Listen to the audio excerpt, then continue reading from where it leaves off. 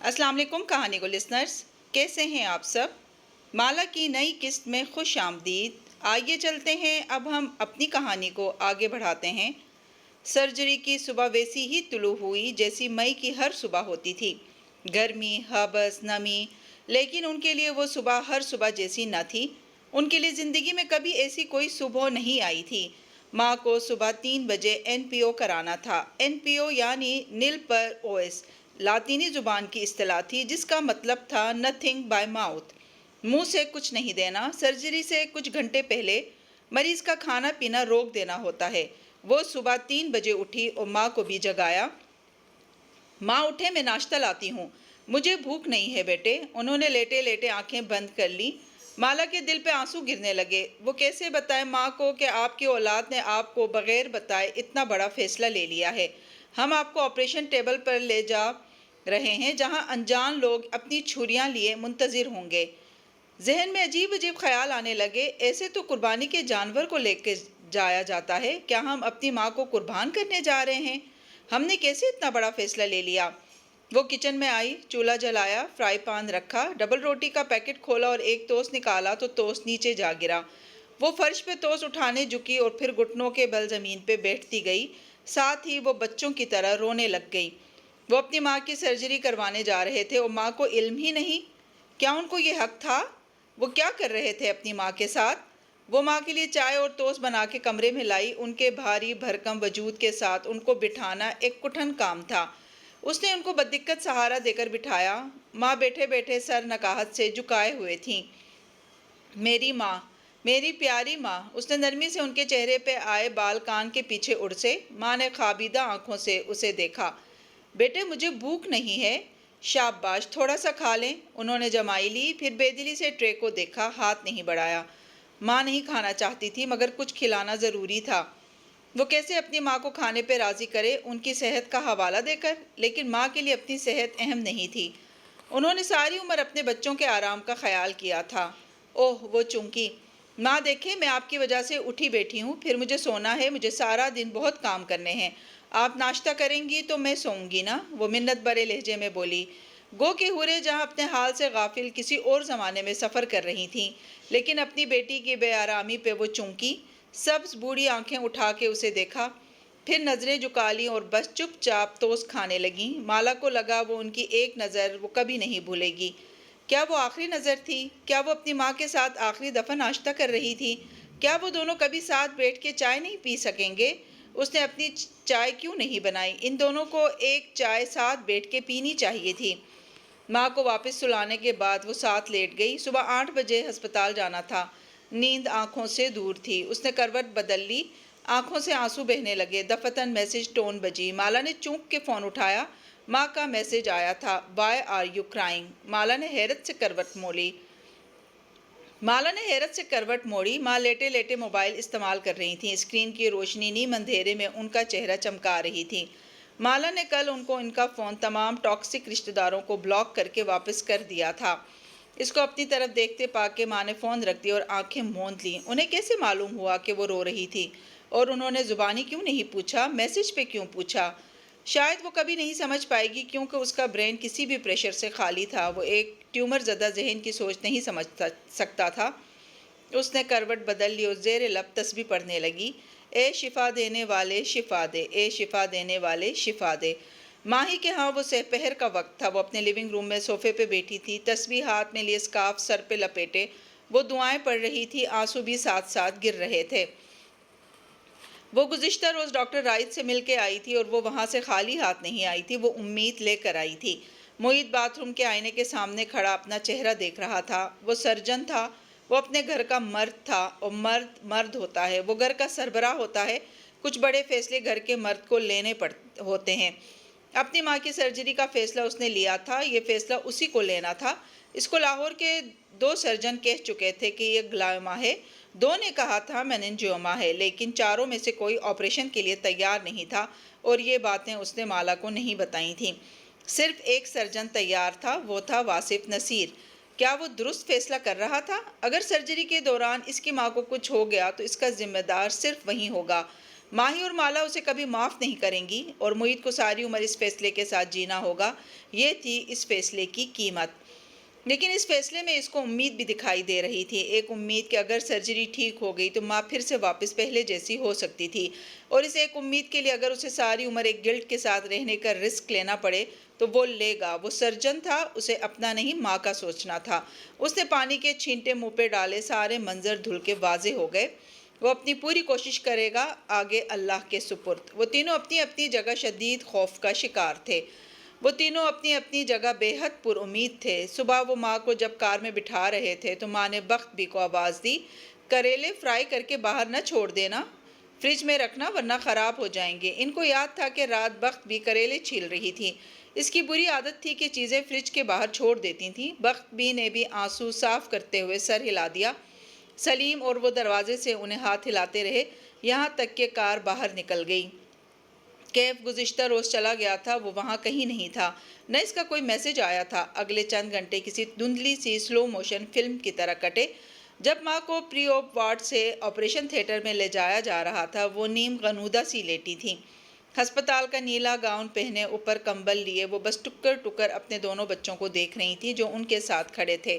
ہم ہسپتال میں کیوں ہیں؟ وہ بار بار ایک ہی سوال پوچھتی۔ کیونکہ آپ کا چیک اپ ہونا ہے۔ محیط نے جھک کے ان کا ماتھا چوما۔ مالا نے ان کا ہاتھ لبوں سے لگایا، پھر سٹاف ان کا اسٹریچر دھکیل کے اندر لے گیا۔ وہ دونوں وہیں کھڑے انہیں دوسرے کمرے میں گم ہوتے دیکھے گئے۔ جنت ماں کے پیروں تلے ہوتی ہے۔ محیط بند ہوتے دروازوں کو دیکھ کے بڑبڑایا، مگر وہ صرف ماں کے پیر دبانے سے نہیں ملتی، ماں کے پیروں کے نیچے کی زمین بننا پڑتا ہے، وہ زمین جو بوجھ اٹھاتی ہے، جو ماں کو اس کے قدموں پہ کھڑا رکھتی ہے۔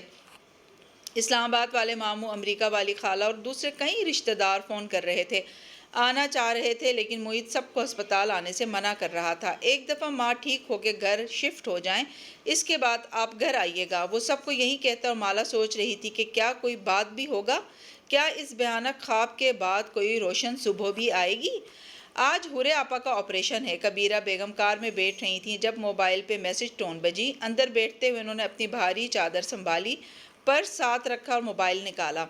ڈرائیور نے دروازہ بند کیا اور خود تیزی سے ڈرائیونگ سیٹ پہ آ بیٹھا۔ لوکیشن بھیج دی ہے تمہیں، اسے گوگل پہ لگا لو، تحکم سے کہہ کے وہ میسج کھولنے لگی۔ حورے کے آپریشن کا پڑھ کے ان کے چہرے پہ کوئی تاثر نہ ابھرا، بس اندر ہی اندر کوئی کمینی سی خوشی محسوس ہوتی تھی۔ ڈرائیور نے لوکیشن لگا لی اور کار گھر سے باہر نکالی۔ یہ لوکیشن وہ ہر دفعہ نئے سرے سے لگاتا تھا۔ بیک ویو مرر میں اس نے کبیرہ بیگم کو دیکھا جو چادر سر پہ جمائے، سن گلاسز لگائے کھڑکی سے باہر دیکھ رہی تھیں۔ اس کی مالکن ایک ہی موقع پہ گھر سے چادر کر کے نکلتی تھی جب انہوں نے کسی ایسی جگہ جانا ہوتا تھا۔ وہ ڈیفنس کی پوش کالونیز سے نکل کے ایک لوئر مڈل کلاس علاقے کی تنگ و تاریک گلیوں میں پہنچ چکے تھے۔ بالآخر ایک جگہ جا کے پن لوکیشن ختم ہو گئی۔ وہ ایک کچی آبادی جیسا محلہ تھا، کہیں کوئی ریڑھی باندھ صدا لگا رہا تھا، کہیں بچے بھاگتے پھر رہے تھے، ایک طرف رکشے کھڑے تھے، گندے پانی سے ابلتی نالیاں اور جوہڑ کھلے پڑے تھے۔ ایسے میں ڈرائیور نے بھی ناک بو چڑھا لی، لیکن کبیرہ کے اطمینان میں فرق نہ آیا۔ ایک نیلے گیٹ کے سامنے اس نے کار روک دی، پھر باہر نکلا تو اے سی کی ساری ٹھنڈک بھول گئی۔ باہر مئی کا سورج آگ برسا رہا تھا۔ اس نے جلدی سے کبیرہ کا دروازہ کھولا۔ وہ باریک ہیل والے جوتے کے ساتھ باہر نکلی اور چادر درست کرتی، اپنا بیگ سنبھالتی اندر چلی گئی۔ ڈرائیور اندر واپس بیٹھ گیا، کار سٹارٹ کی اور فل اے سی آن کر لیا۔ ذرا دیر میں ہی وہ پگھلنے لگا تھا۔ نیلے گیٹ کے پار ایک اور جہاں آباد تھا، وہ ایک خستہ حال مکان تھا۔ درمیان میں بڑا سا صحن تھا، ایک طرف قطار میں کمرے بنے تھے۔ پہلے کمرے کے باہر بہت سے جوتے رکھے تھے۔ کبیرہ بیگم نے وہاں سے اندر جھانکا۔ اندر بہت سی عورتیں اور بچے فرش پہ بیٹھے تھے۔ وہ آگے بڑھ گئیں، انداز سے لگتا تھا اس جگہ سے شناسا ہیں۔ دوسرے کمرے میں مخمل کے صوفے رکھے تھے۔ کبیرہ بیگم اندر داخل ہوئیں اور بڑے کروفر سے ایک صوفے پہ بیٹھ گئیں، گردن کڑھائے۔ اب وہ اپنی کالی چمکتی آنکھوں سے اطراف کا جائزہ لے رہی تھیں۔ تھوڑی دیر بعد ایک آدمی چوکھٹ تک آیا، اسے دیکھ کے سر کو جنبش دی، پھر پلٹ کے کسی سے بولا، سوالیوں سے کہو ابھی انتظار کریں، وی آئی پی آئے ہوئے ہیں۔ وہ 40-45 برس کا آدمی تھا، کمزور سا چھوٹے قد کا وجود۔ اس نے لمبا مٹیالے رنگ کا جبہ پہن رکھا تھا، بال لمبے اور میلے کچیلے سے تھے، چہرہ سانولا اور آنکھوں میں کاجل ڈالے ہوئے تھا۔ گردن میں کالے دوپٹے کی طرح کچھ لپیٹ رکھا تھا، کانوں میں سلور کی بالیاں، انگلیوں میں انگوٹھیاں تھیں۔ اس نے دروازہ بند کیا اور اندر آیا۔ وہ ننگے پیر تھا اور اس کے پیر اتنے میلے تھے کہ ناخن کالے پڑ چکے تھے۔ وہ ایک صوفے پہ آ کے بیٹھا تو اس کے پاس سے بدبو کا بھبوکا اٹھا جیسے ہفتوں سے نہایا نہ ہو۔ کبیرہ اس بدبو کی عادی تھیں۔ کیا حال ہے بیوی؟ گھر میں سب خیریت ہے؟ عامل کی سیاہ آنکھیں کبیرہ کو گھور رہی تھیں۔ پریشان ہوں سائیں، وہ ہیروں والی انگوٹھیوں والے ہاتھ ایک دوسرے میں پھنسا کے بولی، کچھ بھی مرضی کے مطابق نہیں ہو رہا۔ دشمن کیسے ہیں تمہارے؟ وہ مسکرایا۔ دشمن اپنے انجام کو پہنچ رہے ہیں۔ اس عورت کا آپریشن ہے آج، پتہ کر دیں اپنے موکل سے کہ وہ ہلکا سا مسکرائیں، وہ بچے گی یا نہیں۔ کروا دیں گے پتہ، اصل بات بتاؤ جس کے لیے آئی ہو۔ وہ مسکرایا۔ کبیرہ قدرے آگے کو ہوئی، آنکھوں میں فکرمندی لیے بات کا آغاز کیا۔ عنایہ کے لیے بڑی مشکل سے ایک گھر پسند آیا ہے، لڑکا دبئی میں ہوتا ہے، اچھی جاب کرتا ہے، پیسے والا ہے، ماں بھی بے ضرر سی لگتی ہے، مگر ایسی قسمت ہے میری کہ جو مجھے پسند آتا ہے وہ حورِ جہاں کی بیٹیوں کی طرف چلا جاتا ہے۔ پہلے عباد کو وہ چھوٹی والی لے اڑی اور اب زیاد، وہ دبے دبے غصے سے کہہ رہی تھیں۔ آنکھوں میں نفرت تھی، حسد تھا، ہر وہ جذبہ تھا جو انسانوں کو جادوگروں کے ٹھکانوں تک لے آتا ہے۔ تصویریں آپ کو واٹس ایپ کر دی ہیں، حورِ جہاں کی بیٹی کشمالہ اور نگینہ سلطان کا بیٹا زیاد، وہ دانت کچ کچا کے کہہ رہی تھی۔ بس کسی بھی طرح ان کی بات نہیں بننی چاہیے۔ تم فکر کیوں کرتی ہو؟ ہمارے موکل آج ہی کام سے لگ جائیں گے، جو تم چاہو گی وہی ہوگا۔ عنایہ سے بات بنے یا نہ بنے، ان دونوں کو دور کر دیں، ان کے بہت چکر لگ رہے میرے دشمنوں کے گھر۔ کسی طرح اس لڑکے کو واپس دبئی بھجوا کے کچھ عرصے کے لیے منظر سے ہٹا دیں۔ آنکھ اوجل پہاڑ اوجل، چلا جائے گا تو بھول جائے گا اس لڑکی کو۔ واہ کبیرہ بیگم، تمہیں تو ڈرامہ رائٹر ہونا چاہیے تھا، خود ہی کہانی بنا لیتی ہو۔ جادوگر مسکرایا۔ ہو جائے گا، لیکن 4 کالے بکرے لگیں گے، ہماری اجرت الگ ہے۔ اس کی پرواہ نہ کریں، بس مجھ سے ان کا میل ملاپ نہیں برداشت ہو رہا۔ ٹانگ پہ ٹانگ جمائے بیٹھی کبیرہ اب سکون سے بولی، یہ وہ ٹھکانہ تھا جہاں آ کے وہ اپنی مرضی سے کسی کی بھی قسمت کا فیصلہ کروا سکتی تھیں، سب ان کے ہاتھ اور پیسے میں تھا۔ بھجوا دیں گے لڑکے کو یہاں سے، اور کیا کام ہے۔ حورِ جہاں کی بیٹیوں کا گھر بسنا مجھ سے برداشت نہیں ہوگا، اس عورت نے ساری عمر مجھے دکھ دیے ہیں۔ وہ آنکھوں میں نفرت لیے بولی، میں عباد کو اپنا داماد بنانا چاہتی تھی، لیکن وقت پہ کوئی قدم نہیں اٹھایا، تو آج حورِ جہاں کی بیٹی اس کے گھر میں عیش کر رہی ہے۔ کیا چاہتی ہو؟ عیش ختم کروا دیں اس کے؟ عامل مسکرایا۔ یہی چاہتی ہوں، بس اس کا بچہ نہیں ہونا چاہیے، کسی طرح اس کا بچہ ضائع کروا دیں، جو قیمت مانگیں گے میں دوں گی۔ اس کی تصویر اور تفصیلات بھی واٹس ایپ کر دی ہیں۔ پیٹ کا بچہ مارنے کے لیے ہانڈی کا جادو کرنا پڑے گا، اس میں وقت لگتا ہے، ذرا گرمی کم ہو تو شروع کرتا ہوں، ابھی اس دبئی والے لڑکے کا حال پتہ کرتے ہیں۔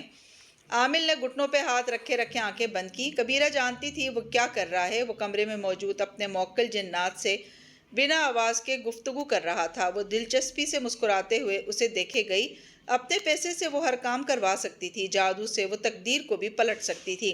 ایک دم عامل نے آنکھیں کھولیں، وہ سرخ انگارہ ہو رہی تھیں، غصے سے اس نے کبیرہ کو دیکھا۔ اپنے ساتھ کس کو لائی ہو؟ کبیرہ چونکی۔ میرے ساتھ ڈرائیور ہے۔ شش، ہاتھ اٹھا کے اسے خاموش کروایا اور خلا میں گھورنے لگا جیسے کچھ سونگھ رہا ہو۔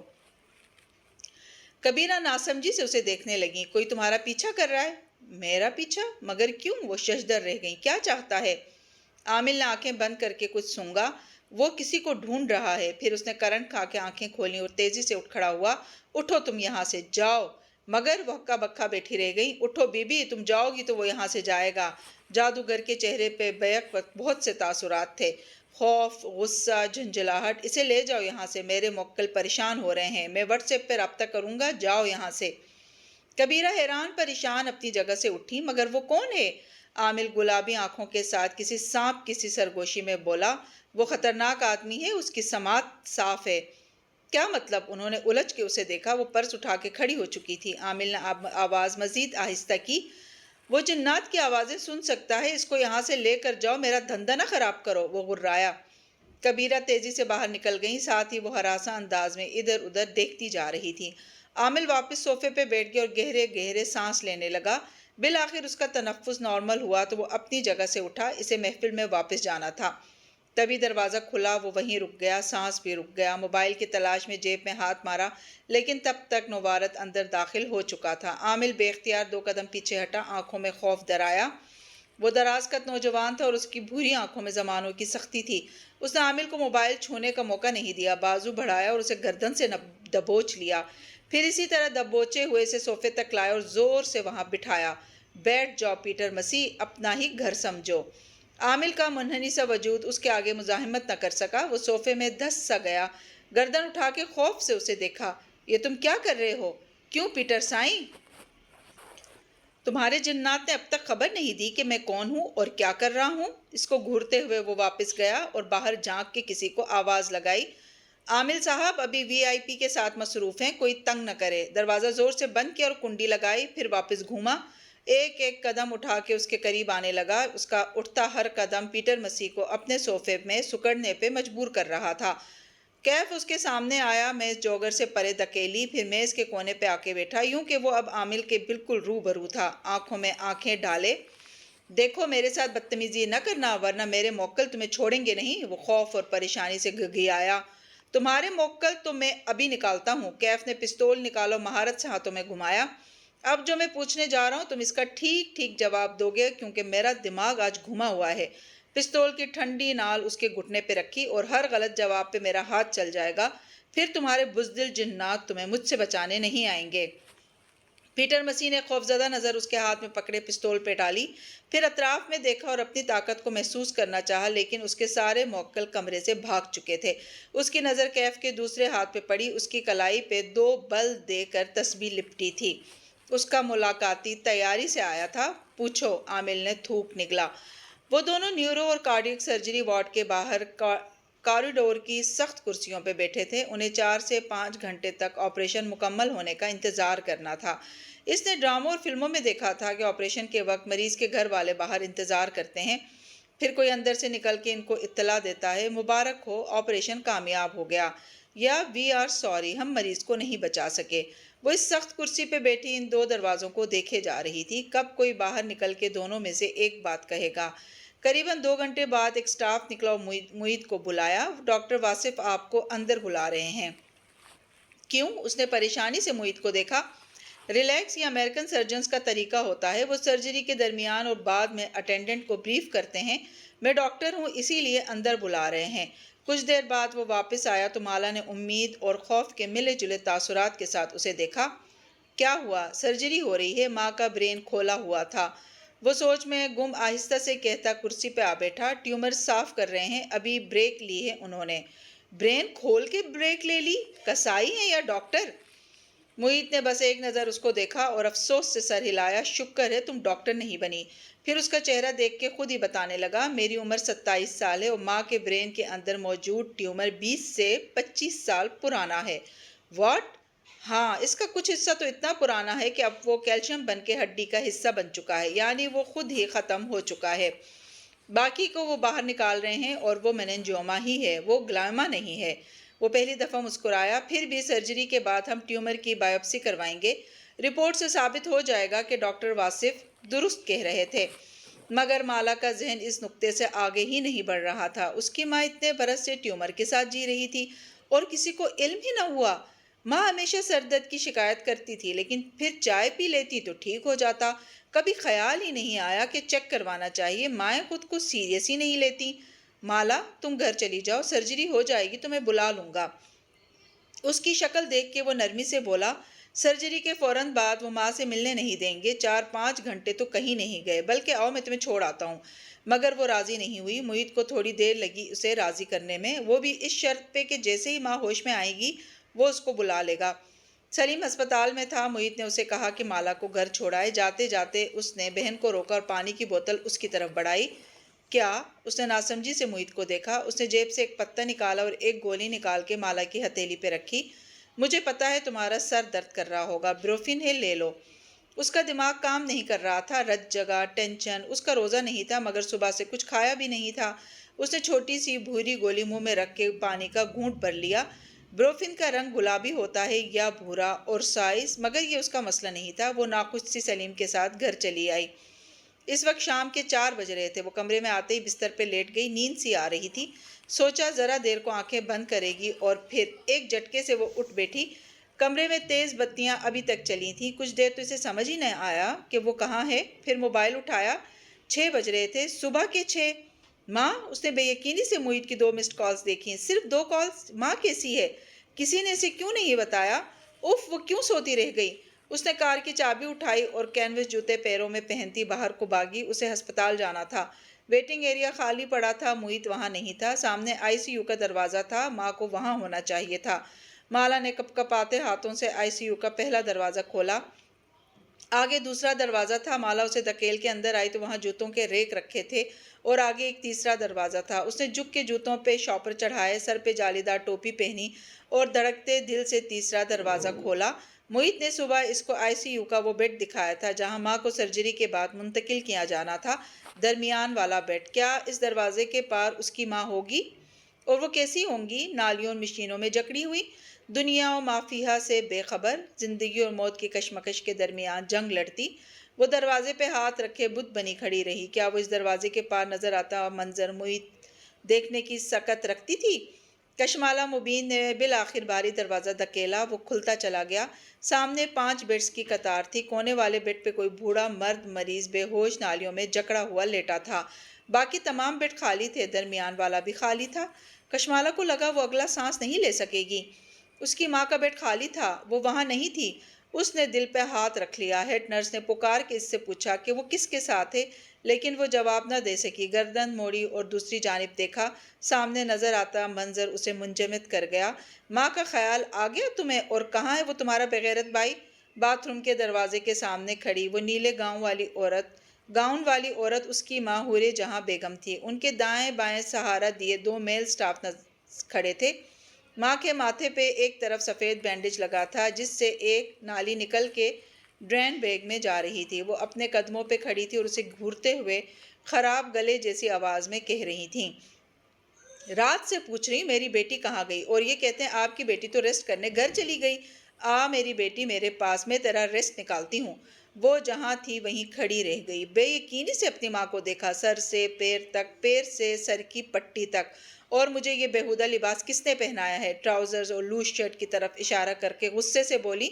मेल स्टाफ ने बात काटी। आंटी बेड तक चलें, फिर बैठ के बात। चुप करो 2 मिनट। सख्ती से उसे डांटा तो वो खामोश हो गया। माँ इसी तरह शुरू हो गई।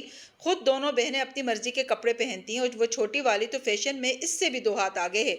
मैं कुछ नहीं कहती, मगर चासदा से लाहौर तक कभी तुम्हारी माँ सर ढके बगैर बाहर निकली? हाँ बताओ। इर्द गिर्द के नर्सेज स्टाफर्स दिलचस्पी से इनको देख रहे थे।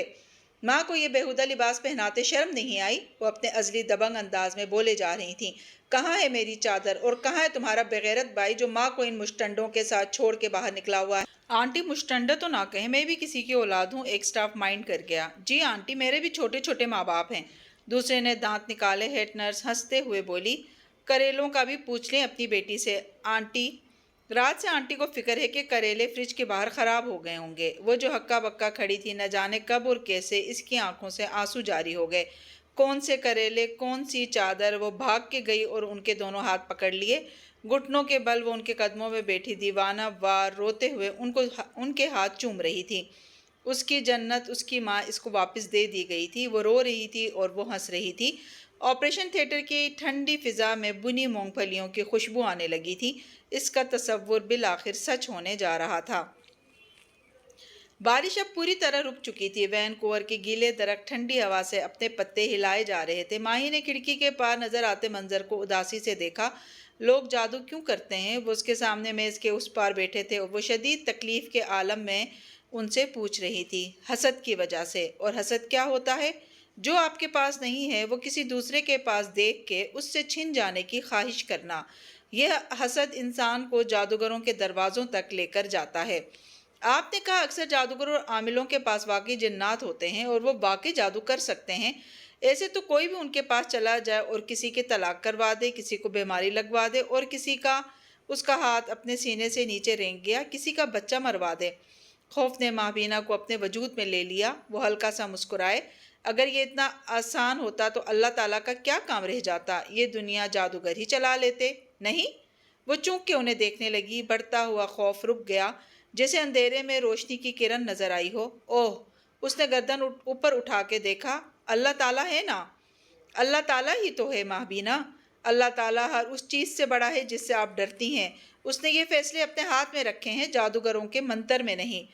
مگر آپ نے کہا کہ جادوگر فراڈ نہیں ہوتے، وہ واقعی جنات کو قابو میں کر کے ان سے کام کرواتے ہیں۔ اس طرح تو ان کے پاس بہت طاقت ہوئی۔ طاقت؟ وہ ہلکا سا ہنسے۔ جنات کیا ہوتے ہیں بیٹا؟ جنات ایک مخلوق ہیں، اللہ کی ایک مخلوق، جیسے انسان ہیں، جانور ہیں، پرندے ہیں، وہ بیچارے بھی ایک قوم ہیں۔ وہ انسانوں سے ڈرتے ہیں اور آپ انسان ہو کے ان سے ڈرتی ہیں؟ لوگوں کو جنات سے ڈر لگتا ہے، یہ حقیقت ہے۔ نہیں، لوگوں کو صرف اندیکھے سے ڈر لگتا ہے، وہ جو دکھائی نہیں دیتا، سنائی نہیں دیتا، سمجھ میں نہیں آتا۔ آپ کو صرف ان کو سمجھنے کی ضرورت ہے۔ وہ اتنے سمارٹ نہیں ہوتے جتنے انسان ہوتے ہیں، وہ سادہ ہوتے ہیں، تھوڑے سے بے وقوف۔ وہ ہر اس انسان سے ڈرتے ہیں جو ان سے نہیں ڈرتا۔ کیا مطلب؟ ماہی نے الجھ کے اسے دیکھا۔ کیا جنات خوف کو محسوس کر لیتے ہیں؟ بالکل، جو ان سے ڈرتا ہے وہ اسی کو ڈراتے ہیں، جو نہیں ڈرتا وہ اس کے قریب آتے ہی بھاگ جاتے ہیں۔ جنات سے نہ ڈرا کریں، نہ ہی ان سے نفرت کریں، ان میں سے بہت سے نیک بھی ہوتے ہیں۔ میں نے علماء سے یہ بھی سنا ہے کہ جنات عدالتیں بھی لگاتے ہیں، جہاں وہ ایسے کافر جنات کو سزائیں دیتے ہیں جو جادوگروں کے ساتھ مل کے انسانوں کو اذیت دیتے ہیں۔ جنات کو اتنی کھلی چھوٹ نہیں ملی ہوئی کہ وہ انسانوں کی تقدیر کے فیصلے کر سکیں۔ مگر آپ نے کہا کہ جادو بہت ہو رہا ہے، اسے جادوگر اور جنات ہی کر رہے ہیں۔ وہ اب دو باتوں میں کنفیوزڈ ہو گئی تھی۔ جادو اتنا ہو رہا ہے تو وہ کیسے جادو سے نہ ڈرے؟ ہاں، بدقسمتی سے بہت سے انسانوں نے بہت سے جنات کو قید کر رکھا ہے۔ وہ جنات کو ٹارچر کرتے ہیں، اس کو بھوک سے ڈراتے ہیں کہ وہ اس کا رزق روک دیں گے یا اس کو جلا کے مار دیں گے۔ پھر اس جن سے وہ جادو کرواتے ہیں۔ جس جن کو یقین ہوتا ہے کہ اس کا رزق اور موت اللہ کے ہاتھ میں ہے، وہ جادوگروں کے قبضے میں نہیں آتا۔ لیکن جس جن کا ایمان کمزور ہوتا ہے وہ خود کو جادوگر کے حوالے کر دیتا ہے۔ وہ اب کچھ سمجھ رہی تھی۔ ایسا ہی ہے، جن جادوگر کا قیدی بن جاتا ہے اور پھر اس انسان کو اذیت دیتا ہے جس کا حکم اسے جادوگر دیتا ہے۔ جادو واقعی ہو رہا ہے اور بہت ہو رہا ہے، لیکن اللہ کے حکم سے ہی ہوتا ہے۔ اللہ کے حکم سے؟ مطلب؟ ڈاکٹر رائت نے گہری سانس لی۔ اگر آپ اس ایک نقطے کو سمجھ لیں تو آپ زندگی بھر جادو اور جنات سے ڈرنا چھوڑ دیں گی۔ وہ الجھن سے انہیں دیکھ رہی تھی۔ اللہ کے حکم سے جادو؟ مثلاً ایک جادوگر کو آپ کا کوئی رشتہ دار پیسے دے کر کہتا ہے کہ اس شخص کو نقصان پہنچاؤ۔ زیاد اپنے رائٹنگ آفس میں بیٹھا لیپ ٹاپ پہ مصروف تھا۔ اس کی انگلیاں تیز تیز ٹائپ کر رہی تھیں، ساتھ کافی کا مگ رکھا تھا جس کی بھاپ اڑ اڑ کے سرمئی دیواروں میں گم ہو رہی تھی۔ نقصان کسی بھی قسم کا ہو سکتا ہے، جان میں، مال میں، عزت میں۔ موبائل تھر تھر آنے لگا تو زیاد نے اسکرین سے نظر ہٹائے بغیر موبائل اٹھایا اور کان سے لگایا، دوسرے ہاتھ سے ٹائپنگ جاری رکھی۔ دفعتاً ٹائپ کرتا ہاتھ رک گیا، آنکھوں میں بے یقینی پھیل گئی۔ واٹ؟ لاکر روم میں آگ لگ گئی؟ لیکن کیسے؟ ہمارا اتنا اہم ڈیٹا بے اختیار ماتھے کو چھوا۔ وہ نقصان کروانے کے بعد جادوگر خوش ہو جاتا ہے اور اس کی طاقت بڑھ جاتی ہے۔ وہ سمجھتا ہے کہ اس نے کسی انسان کے نفع نقصان کا فیصلہ کیا ہے۔ زیاد اب لیپ ٹاپ کے سامنے دونوں ہاتھوں میں سر گرائے بیٹھا تھا۔ لیکن کیا واقعی یہ نقصان جادوگر نے کیا ہے یا وہ ایسے ہی لکھا گیا تھا؟ وہ اب پھر سے کسی کو کال ملانے لگا۔ سلسلہ ملتے ہی وہ پریشانی سے بولا، امی میں رات کی فلائٹ سے دبئی جا رہا ہوں۔ جی میں نے ویسے بھی کل دبئی چلے جانا تھا، دوست کی شادی اچانک سے آن پڑی تھی، لیکن اب ایک اور مسئلہ بھی ہو گیا ہے۔ آفس کے لاکر روم میں آگ لگ گئی ہے، کافی نقصان ہوا ہے، شادی بھی نہیں اٹینڈ کر سکوں گا۔ وہ بیماری، وہ سفر، وہ سب جس میں جادوگر اپنے ٹارگٹ انسان کو مبتلا کرتا ہے، وہ پہلے سے اس کے لیے اللہ تعالیٰ نے متعین کر رکھا ہوتا ہے۔ زیاد پریشانی سے اب اپنی چیزیں سمیٹ رہا تھا۔ بار بار وہ ماتھے کو چھو کے سرنفی میں ہلاتا تھا۔ اگر جادوگر عمل نہ کرتا تب بھی وہ سب ویسے ہی ہونا تھا، تو پھر جادوگر کا کیا قصور؟ اس نے اس نقصان کا گناہ اپنے سر لے لیا، جیسے کسی کی موت کینسر سے لکھی ہو اور مقررہ وقت پہ کوئی آدمی اس مریض کو گولی مار دے۔ وہ نہ مارتا تب بھی اس نے مر جانا تھا۔ جادو بھی یہی ہے، نظر کا دھوکہ، جادوگر کی اپنی نظر کا دھوکہ۔ وہ دونوں میز کے گرد آمنے سامنے بیٹھے تھے اور ڈاکٹر رائت نرمی سے اس کو سمجھا رہے تھے۔ باہر بارش اب مکمل طور پہ تھم چکی تھی۔ وہ کچھ سمجھ رہی تھی، لیکن کچھ باتیں اس کے ذہن میں جذب نہیں ہو رہی تھیں۔ یعنی میری ماں کی بیماری چاہے جادو سے ہوئی ہو یا نہ ہو، یہ اسی طرح تقدیر میں لکھی تھی۔ بالکل، اللہ تعالیٰ کی لوح محفوظ میں ہم سب کی قسمت پہلے سے لکھی ہے۔ آپ کی ماں کی جتنی زندگی ہے وہ پہلے سے متعین کردہ ہے۔ صرف ایک چیز اس کو بڑھا سکتی ہے، اور وہ ہے دعا۔ ماہی کی آنکھیں بھیگنے لگیں، مگر میں مزید جاننا چاہتی ہوں جادو اور جنات کے بارے میں۔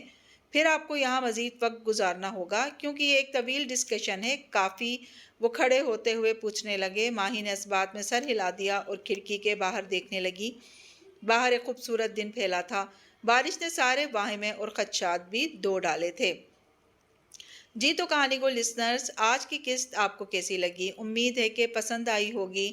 کمنٹس میں اظہار ضرور کیجیے گا اور چینل پر نئے ہیں تو چینل کو سبسکرائب کرنا نہ بھولیں۔ شکریہ۔